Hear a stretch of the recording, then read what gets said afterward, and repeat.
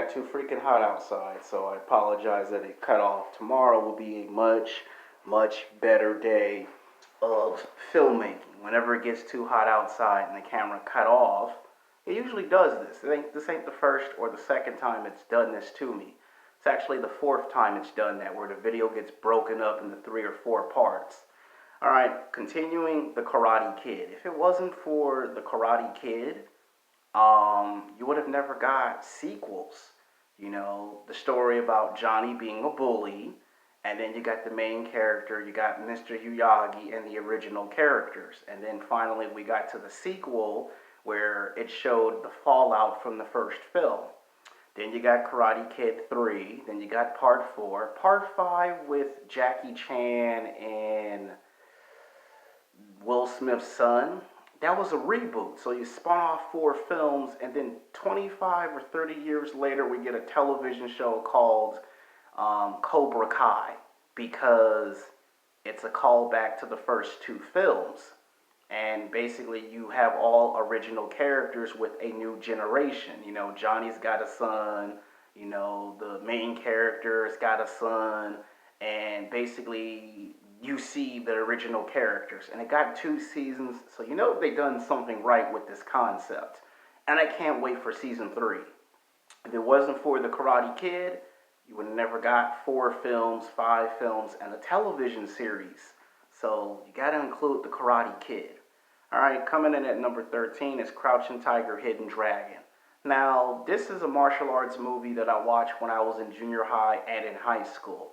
A lot of people say The Matrix, hands down, is the best martial arts movie. It is, but when you're talking about Crouching Hidden Tiger, that movie is better than The Matrix, and I'll tell you why. Because the style and the special effects and the jumping around, they got that from that film. That's why it was nominated for like almost 2 or 3 Academy Awards, and it was real close to getting an Oscar, if not an Oscar.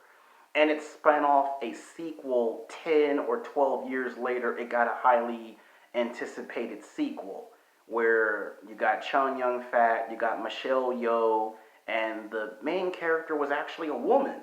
And a lot of people were shocked that they put a twist that the main character was a woman. It was a very good, surprising film. And to me, if you wanted to turn Dragon Ball or Dragon Ball Z into a live action film, this is the way you would probably do Dragon Ball. Like the same way they did Crouching Hidden Tiger, that's how you would do Dragon Ball or Dragon Ball Z. And you would get Asian actors and actresses in this film.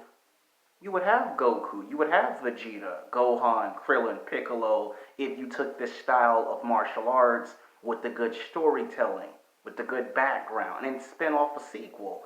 And it even got a television series, which is titled The Blade, which is kind of loosely based off these movies, where it's in modern time period. So this movie stands up to the test of time. Crouching Tiger, Hidden Dragon. You really have to watch that. If you're a real martial arts fan, that's the movie you should actually watch if you actually want real traditional martial arts with realism. Coming in at number 12 is Kill Bill, The Bride versus the Go-Go and the Crazy 88s.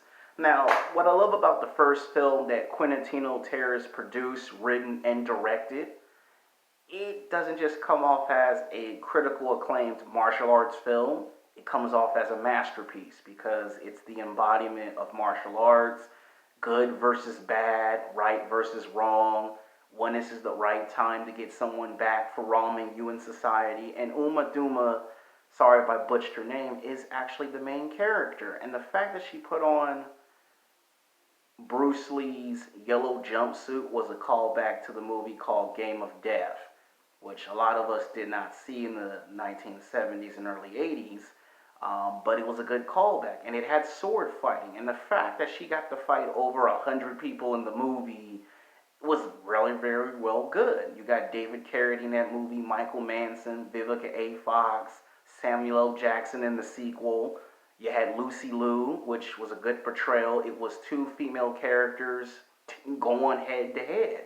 And this was the first action-packed film where the main character is a woman, one of the main villains is a woman. In the second film, it would be her taking on David Carradine. And these films were good.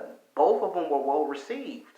It would have been nice if he would have made either a television show or a third film as a follow up, because there were other crime syndicates for her to take on. And it would have been nice. The fact that she actually put herself through this type of martial arts training to show that she could pull it off. So you got to give her some credit for that. And that movie was big.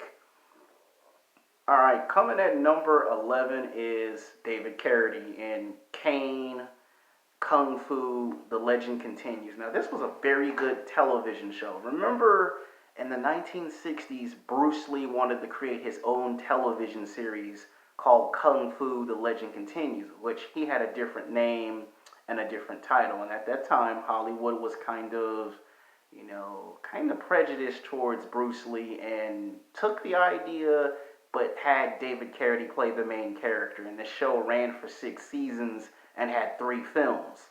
And it spanned like 3 generations. And when David Carradine found out that this was originally written by Bruce Lee, he started to learn the whole entire culture.